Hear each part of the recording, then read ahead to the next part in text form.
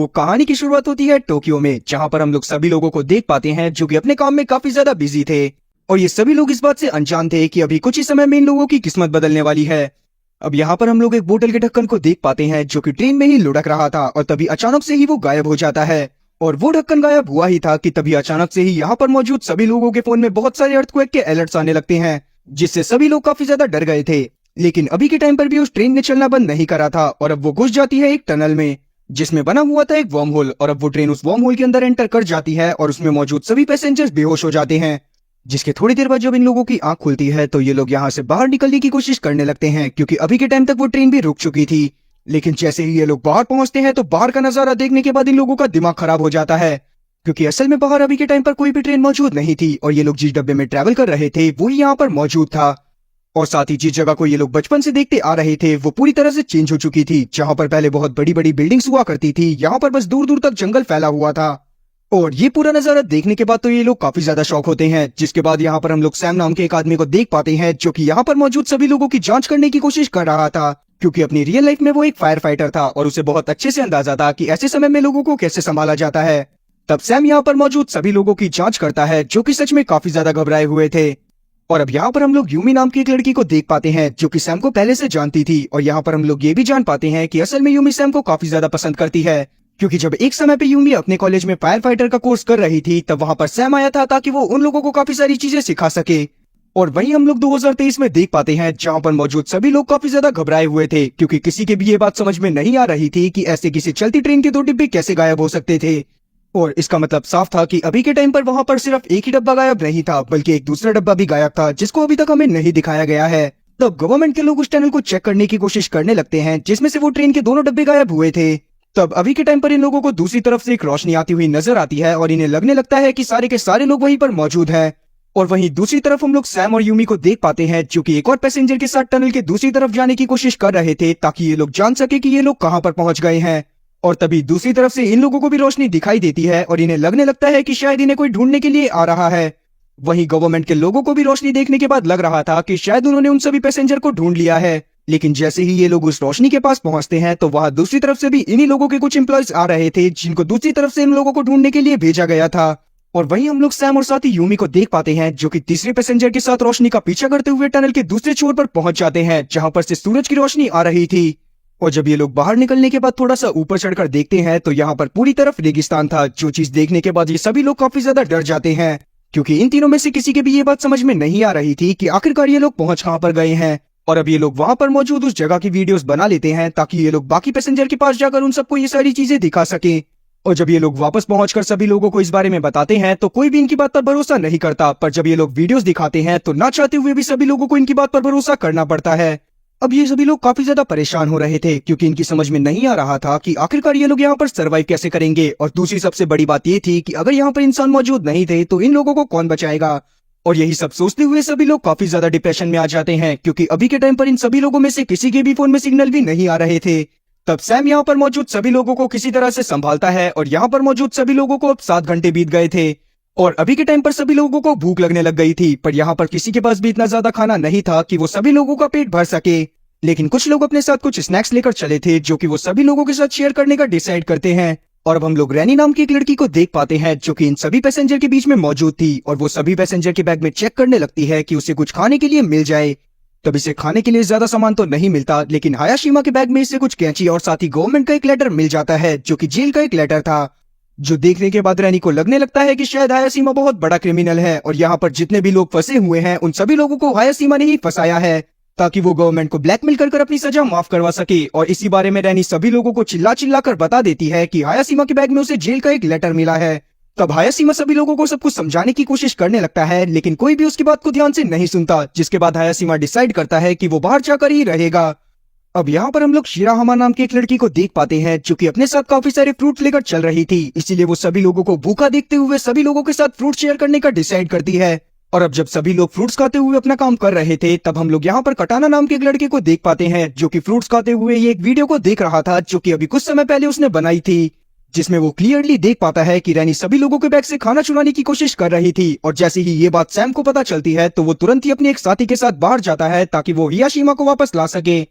और वहीं हम लोग हिराशिमा को देख पाते हैं जो कि चलते चलते काफी ज्यादा दूर आ गया था और उसी दौरान वो एक खाई में गिरने वाला होता है, लेकिन सही टाइम पर यहाँ पर सैम पहुंच जाता है। अब जब सैम हिराशिमा को पकड़कर ऊपर खींचता है तो हिराशिमा उसे बताता है कि असल में वो एक बहुत फेमस हेयर ड्रेसर है, लेकिन अभी के टाइम पर भी वो किसी को भी उस लेटर के बारे में कुछ भी नहीं बताता जो कि रैनी को उसके बैग से मिला था। अब रात में हम लोग यहाँ पर मौजूद लोगों को देख पाते हैं जिसमें से कुछ लोग सो गए थे, पर ज्यादातर लोग बिल्कुल भी नहीं सो पाते क्योंकि उन्हें काफी ज्यादा टेंशन हो रही थी। अब अगली सुबह तक सभी लोग अपनी होप पूरी तरह से खो चुके थे क्योंकि उन्हें लग रहा था कि शायद अब कोई भी उन्हें बचाने के लिए नहीं आने वाला। इसीलिए वापस से सैम सभी लोगों को समझाने की कोशिश करने लगता है कि वो सभी लोगों को किसी तरह से बचा लेगा, लेकिन हिराशिमा इस बात पर थोड़ा भड़क जाता है क्योंकि उसकी समझ में नहीं आ रहा था कि सैम सभी लोगों की मदद करने की कोशिश क्यों कर रहा है।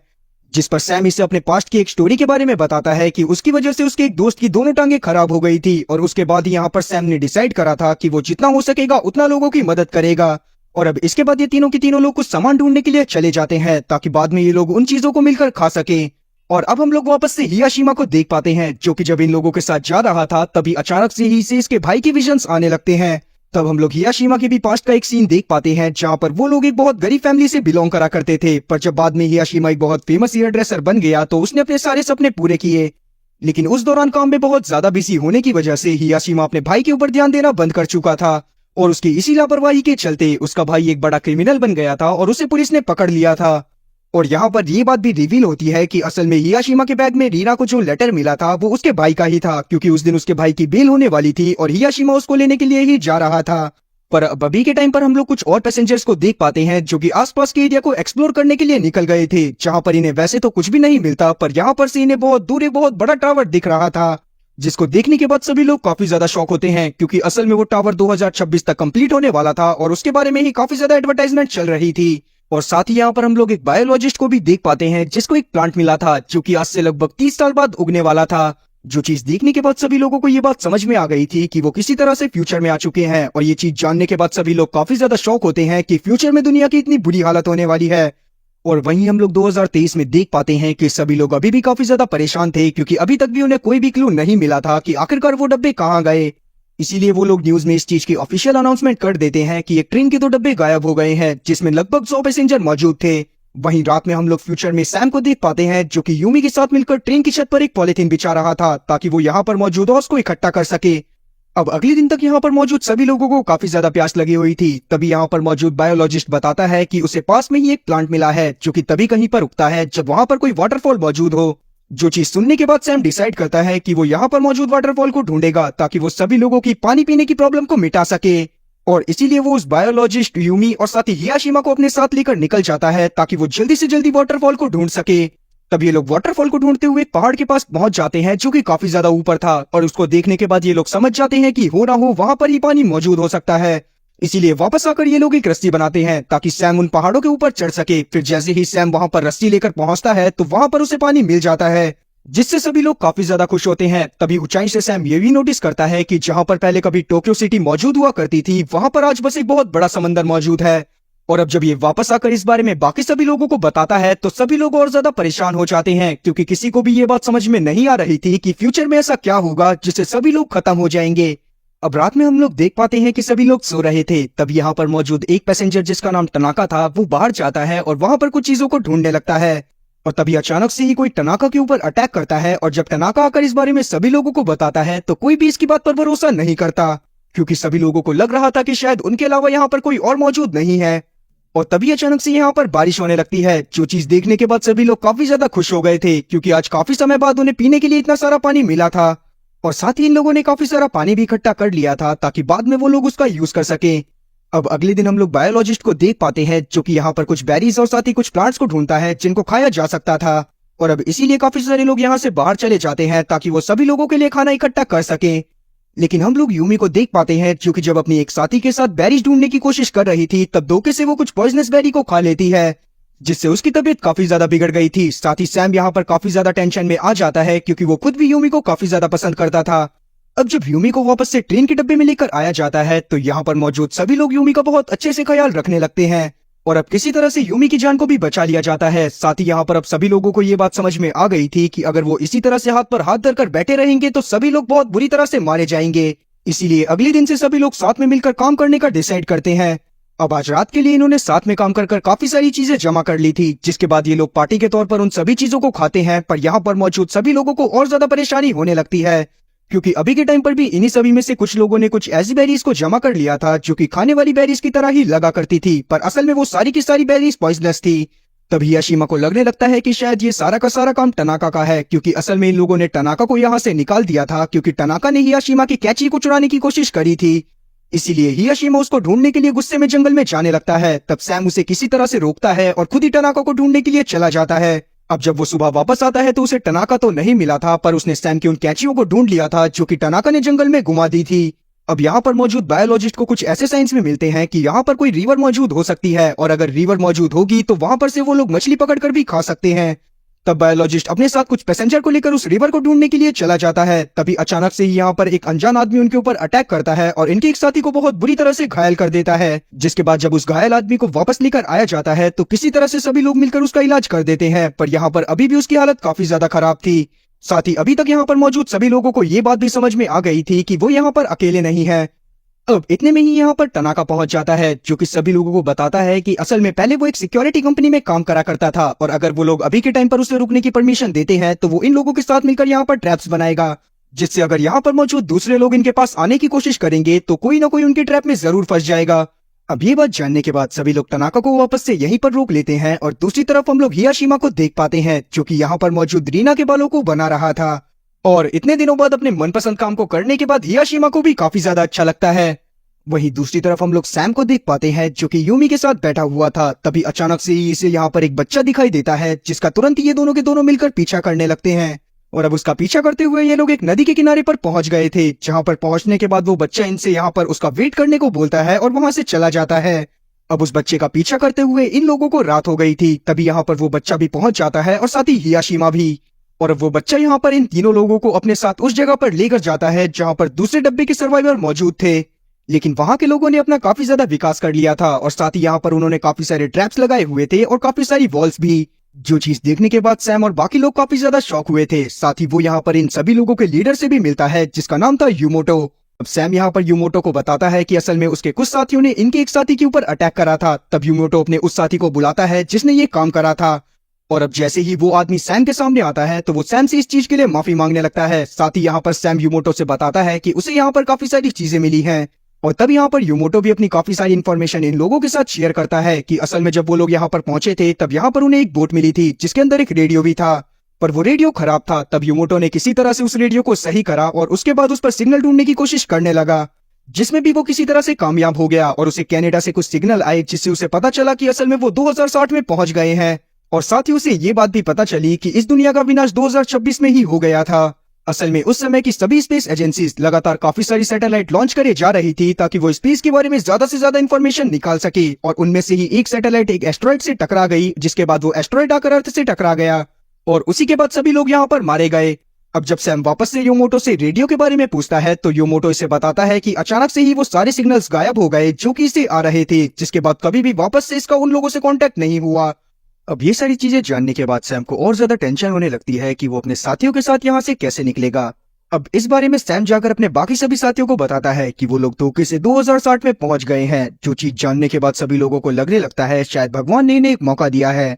ताकि ये किसी तरह से फ्यूचर में होने वाली तबाही को रोक सकें। अब इस बारे में जानने के बाद सभी लोग कोशिश करने लगते हैं कि ये किसी तरह से वापस से पास्ट में जा पाए, लेकिन काफी देर तक अपने दिमाग के घोड़े चलाने के बावजूद भी किसी को कोई भी आइडिया नहीं मिलता। इसीलिए ये लोग पास के तालाब में जाते हैं, जहां पर से थोड़ी देर नहाने के बाद ये लोग काफी सारी मछलियां पकड़ कर लाते हैं। वहीं हम लोग टनाका को देख पाते हैं जो कि काफी ज्यादा अकेला फील कर रहा था, क्योंकि पहली बात तो कोई उससे सही से बात नहीं करता था, और दूसरा टनाका को भी किसी के साथ रहने में कोई दिलचस्पी नहीं थी,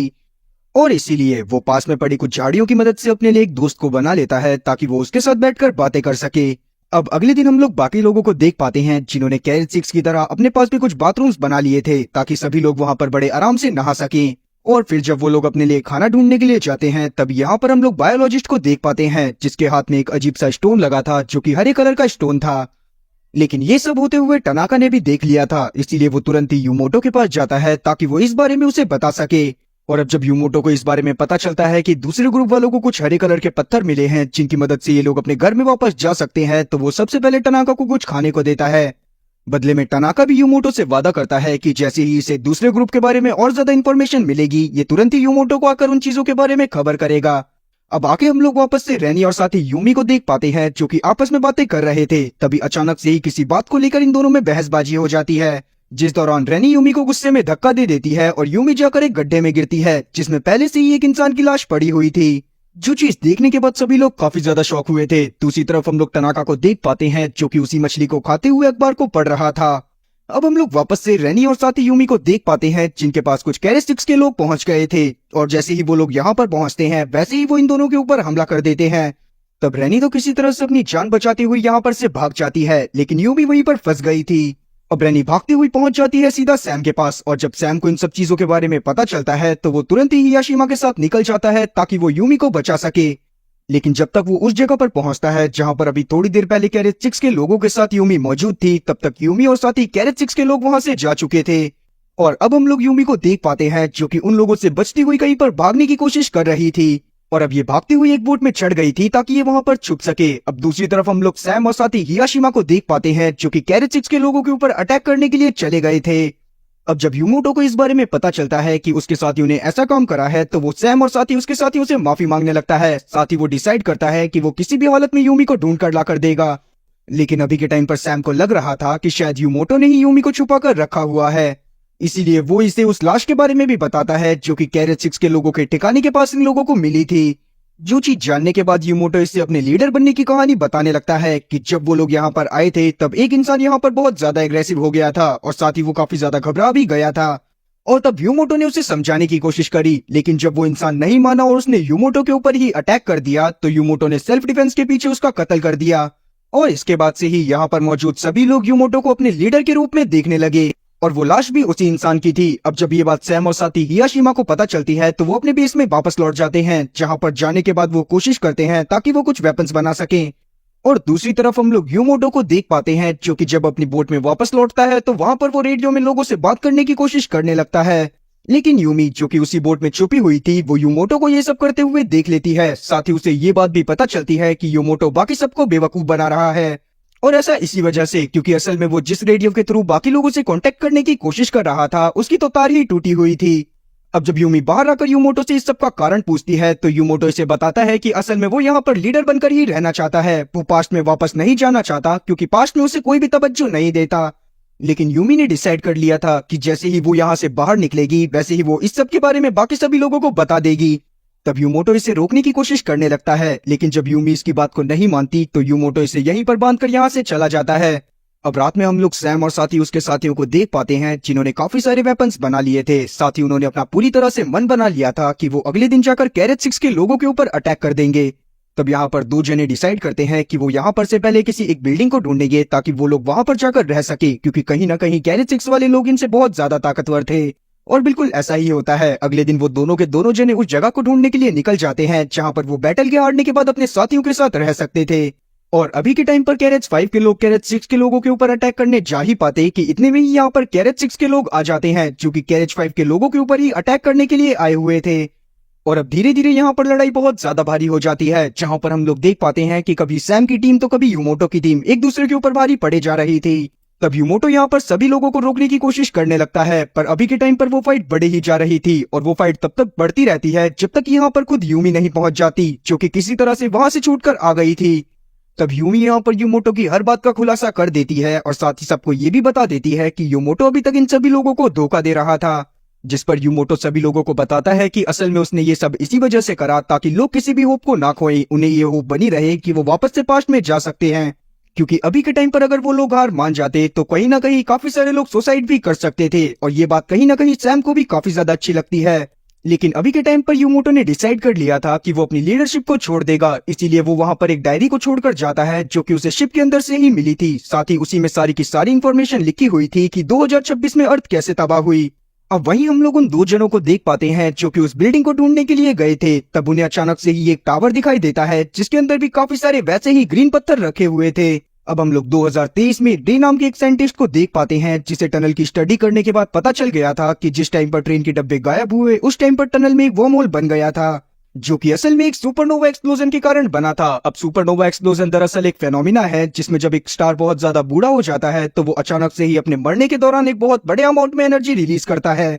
और जिस टाइम पर वो एनर्जी रिलीज हुई थी उसी टाइम पर वो वर्म होल बना था जिसने 2023 और साथ ही 2060 की टाइमलाइन को एक साथ जोड़ दिया। और वहीं हम लोग 2060 में देख पाते हैं जहां पर इसी सुपरनोवा वाली फेनोमिना को एक इंसान बाकी सभी पैसेंजर को एक्सप्लेन कर रहा था। लेकिन तभी अचानक से ही यहाँ पर एक बहुत बड़ा तूफान आने लगता है जिसे देखने के बाद सभी लोग वापस से उसी डब्बे के अंदर चले जाते हैं जो कि इन्हें 2060 में लेकर आया था। अब तूफान इतना ज्यादा बड़ा था कि तनाका डिसाइड करता है कि वो उसी टनल के अंदर चला जाएगा जिसके अंदर से ट्रेन बाहर आई थी। और इसी वजह से वो उस डब्बे के इमरजेंसी गेट को खोल देता है। जिसके बाद जब ये लोग टनल के अंदर पहुंचते हैं तो ये लोग देखते हैं कि वहां पर एक वर्म होल बना हुआ था जो कि धीरे धीरे आसपास की हल्की चीजों को अपने अंदर खींच रहा था। और इतने में ही वो टनाका की उस डॉल को भी अपने अंदर खींच लेता है जो कि टनाका ने अकेलेपन से बचने के लिए बनाई थी। अब सब लोग उस वर्म होल के बारे में समझ ही पाते कि इतने में बाहर चल रहा तूफान पूरी तरह से बंद हो जाता है। और जैसे ही वो तूफान बंद होता है वैसे ही ये वर्म होल भी पूरी तरह से बंद हो जाता है। अब वापस से सीन 2023 में आता है जहां पर हम लोग एक डिटेक्टिव को देख पाते हैं जो कि उसी जगह पर खड़ा हुआ था जहां पर से टनाका की डॉल गायब होकर वर्म होल में चली गई थी।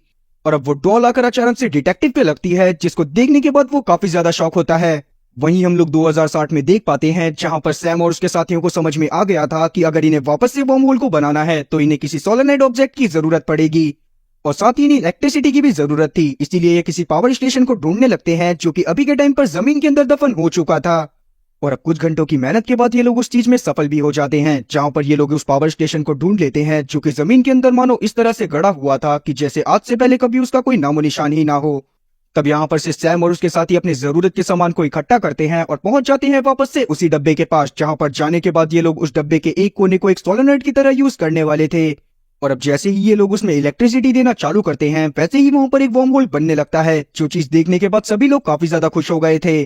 अब एक एक करके सभी लोग वापस से उस वर्म होल के अंदर जाने लगते हैं पर यहाँ पर टनाका अकेला ही रुक जाता है क्योंकि वो नहीं चाहता था कि वो यहाँ से वापस जाए। अब इसीलिए सभी लोग टनाका से आखिरी अलविदा लेते हैं और यहाँ पर से डब्बे में चढ़ जाते हैं। फिर जैसे ही बाहर स्टॉर्म आता है वैसे ही वो वर्म होल वहां पर वापस से खुल जाता है और अब इनका कैरेज भी उस वर्म होल के अंदर चला गया था जिसको देखने के बाद सभी लोग काफी ज्यादा खुश होते हैं। जिसके थोड़ी देर बाद जब इनकी आंख खुलती है तो बाहर से इनके दरवाजे को कोई पीट रहा था। लेकिन जब बाहर से वो लोग अंदर आते हैं तो इन लोगों को पता चलता है कि ये धोखे से 2026 में आ गए हैं। जो चीज जानने के बाद सभी लोग काफी ज्यादा शॉक होते हैं क्योंकि इसी साल में पूरी की पूरी धरती खत्म होने वाली थी। तब ये वहां पर मौजूद लोगों को समझाने की कोशिश करते हैं कि असल में ये लोग पास्ट से आए हैं और इस ईयर पूरी की पूरी अर्थ तबाह हो जाएगी। लेकिन इनकी बात पर कोई भी यकीन नहीं कर रहा था। सभी लोग समझ रहे थे कि शायद ये लोग नशा कर यहाँ पर लेटे हुए हैं।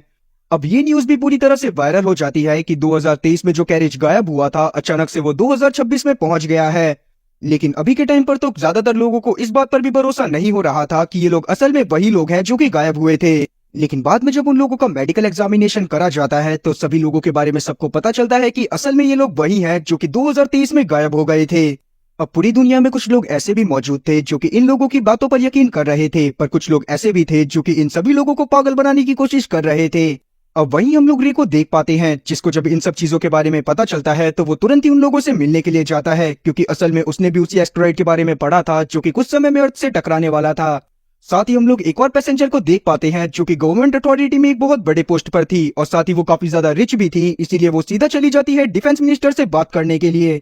और तब डिफेंस मिनिस्टर भी इसकी बात को बहुत अच्छी तरह से सुनती है और साथ ही वो इसे बताती है कि ये लोग पहले से ही इसके ऊपर वर्क कर रहे हैं क्योंकि कुछ ही समय में यहाँ पर एक एस्टेरॉइड सच में टकराने वाला था और इसीलिए ये लोग कुछ ऐसे मिसाइल को बनाने की कोशिश कर रहे हैं जो कि उस एस्टेरॉइड से टकराकर उसकी डायरेक्शन को चेंज कर दे। अब ये सब जानने के बाद उस औरत को काफी ज्यादा सुकून मिलता है और वो बाकी सभी टीम मेंबर को इस बारे में इन्फॉर्म करती है जिससे सभी लोगों को भी काफी ज्यादा खुशी होती है। अब धीरे धीरे वो दिन भी आ जाता है जिस दिन वो एस्टेरॉइड अर्थ से टकराने वाला था। तब यहाँ पर सभी लोगों की सांसें थमी हुई थी क्योंकि उन्हें नहीं पता था कि वो आज के बाद जिंदा बचेंगे भी या फिर नहीं। इसीलिए सभी लोग एक साथ मिलते हैं और साथ में न्यूज को देखने लगते हैं जहां पर इन्हें पता चलता है कि मिलिट्री अपने मिशन में सक्सेसफुल रही है और उसने उस मीटरॉइड की डायरेक्शन को बदलकर पूरी तरह से ह्यूमैनिटी को बचा लिया है। जो चीज जानने के बाद सभी लोग काफी ज्यादा खुश होते हैं और इसी के साथ ही सीरीज भी यहीं पर खत्म होती है। तो उम्मीद है कि एक्सप्लेनेशन अच्छी लगी होगी। अगर एक्सप्लेनेशन अच्छी लगी हो तो चैनल को सब्सक्राइब करना और बेल नोटिफिकेशन को ऑल पर सेलेक्ट करना और वीडियो को भी लाइक करना।